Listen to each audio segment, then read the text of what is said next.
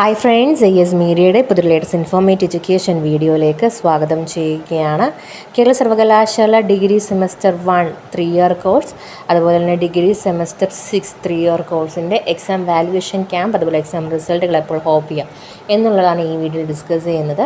ഒരുപാടേറെ കമൻറ്റുകൾ semester 1 exam റിസൾട്ടുമായിട്ടും semester 6 exam റിസൾട്ടുമായിട്ട് ബേസ് ചെയ്തിട്ട് കണ്ടിന്യൂസ് ആയിട്ട് കാണുന്നുണ്ട്. അപ്പോൾ എല്ലാത്തിനും നമുക്ക് റിപ്ലൈ തരാമെന്ന് പറയുന്നത് വളരെ ഡിഫിക്കൽട്ടാണ്. ഓരോ കമൻറ്റും എടുത്തു വെച്ച് റിപ്ലൈ ചെയ്യുക. അപ്പോൾ അതുകൊണ്ടാണ് നമ്മൾ രണ്ടും കൂടെ കമ്പൈൻഡ് ആയിട്ട് ഒരു വീഡിയോ ആയിട്ട് നിങ്ങളിലേക്ക് എത്തിക്കുന്നത്.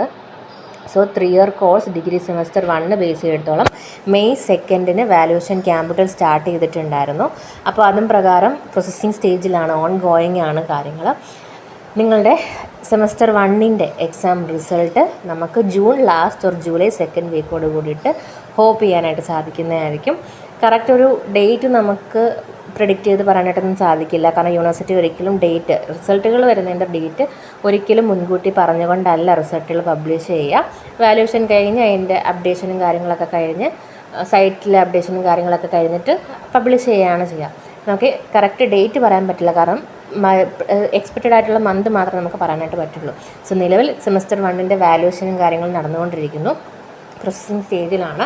എക്സാം റിസൾട്ട് ജൂൺ ലാസ്റ്റ് അല്ലെങ്കിൽ ജൂലൈ 2 വീക്കോട് കൂടിയിട്ട് നമുക്ക് ഹോപ്പ് ചെയ്യാം.